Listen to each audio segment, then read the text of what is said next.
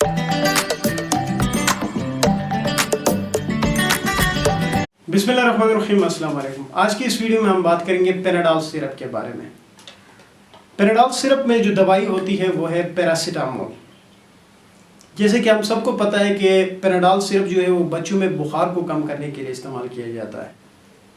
Panadol या जो paracetamol होता है वो किसी डिजीज़ की ट्रीटमेंट के लिए नहीं इस्तेमाल किया जाता, बल्कि किसी सिम्टम को रिलीफ देने के लिए इस्तेमाल किया जाता है। जैसे कि एक बच्चे को अगर बुखार है और आपने पेनाडोल सिरप दे दिया, उसमें वो बुखार कम हुआ, तो इसका मतलब ये नहीं कि आपने उसका इलाज किया, इसका परमानेंट इलाज नहीं किया आपने सिर्फ उसके सिम्टम्स को रिलीफ दिए हैं।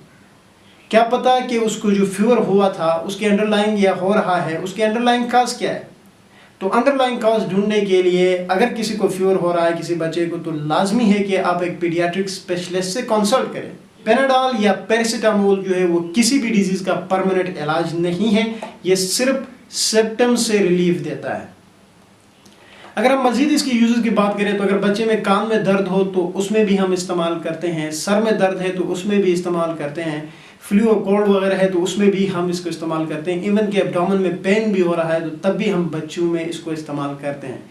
लेकिन याद ये रखें कि ये सिर्फ सिम्टम से आपको रिलीफ देगा, ये परमानेंट इलाज के लिए नहीं इस्तेमाल किया जाता। और परमानेंट इलाज के लिए आपने लाजमी डॉक्टर के पास लेके जाना पड़ता है बच्चे को, ताकि ये देखा जाए कि इसके अंडरलाइंग काज क्या है। जब तक अंडरलाइंग काज आप फाइंड नहीं करोगे उसका परमानेंट इलाज नहीं होगा। जो पेनाडोल सिरप है ये जो है आपने 2 साल से लेकर 12 साल के बच्चे तक पिला सकते हैं।